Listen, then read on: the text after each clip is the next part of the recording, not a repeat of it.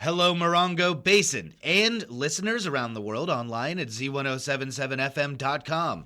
Here is the Z107.7 Local News for Thursday, August 15th, 2024. A notice taped to the entrance of the county's Bob Burke Government Center in Joshua Tree announced, quote, "This site is no longer available as a location to provide in-person comments to the board," and so ended a 10-year run as a space where the public could participate remotely in the Board of Supervisors meetings without having to travel to the county seat in San Bernardino. Reporter Mike Lipsitz is here with the backstory on the bad news and some good news as well.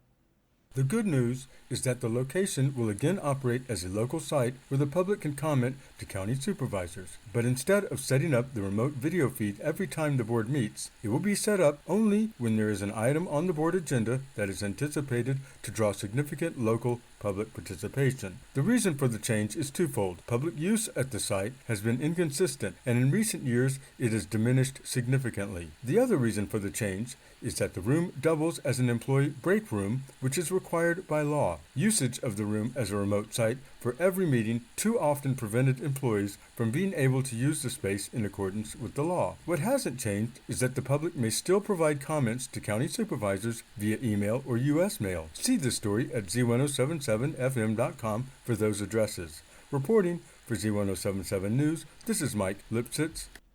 Starting today, the Johnson Valley Shared Use Area is closed to the public. The 11-day closure until August 26th is in effect so the neighboring Marine Corps can The 11-day closure until August 26th is in effect so the neighboring Marine Corps can conduct critical military training in the area.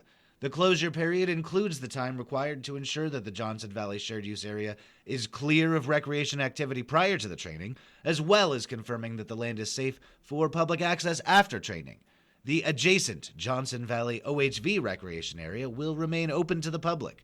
For more information, see links in this story at Z107.7 FM.com. Vending machines filled with books are coming to a school near you.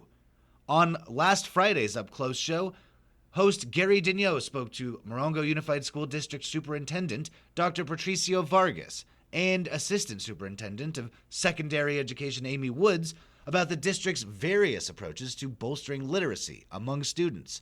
Reporter Gabriel Hart takes a closer look at their conversation. Dr. Vargas and Amy Woods announced the expansion of MUSD's Reader by 9 initiative, a district-wide campaign aiming to ensure all students achieve reading proficiency by the end of third grade. This ambitious initiative is part of the district's commitment to lay a strong educational foundation and empower students with the skills they need for lifelong success. And as part of the Reader by 9 initiative, Woods mentioned the addition of vending machines that will be offering something far healthier for the mind than chips or candy bars. To that, when we were talking about reading, and we were talking about the different tools, we have a really cool concept that's coming into the schools this year, and they are book vending machines. And so it integrates into a lot of like our positive behavior intervention systems and our incentive systems that students can earn tokens that they can use on the book vending machines. And we're even going to have one at the district office for kind of best-selling books for our shout-outs. So we are trying to make reading a priority and bring back that love and excitement for reading. For further details on MUSD's Reader by 9 initiative, tune in to Z107.7 next week for an in-depth story. Reporting for Z107.7, this is Gabriel Hart. Longtime 29 Palms resident Mary Rosenthal celebrated her 90th birthday this past week with a party and a fundraiser for Reach Out Morongo Basin. To help celebrate her 9 decades of life, family and friends donated $1,300 to the Neighbors Helping Neighbors organization in her honor. Reach Out Morongo Basin says that Mrs. Rosenthal and her daughters Mary and Kath made a surprise visit to the senior center and presented the donation jar to Reach Out Executive Director Robin Schlosser. Schlosser said, "We appreciate your generosity and know it will help many seniors right here at home." Schlosser reached out to Z107.7 a few days later and let us know that additional donations have come in, making the total donated $2,590.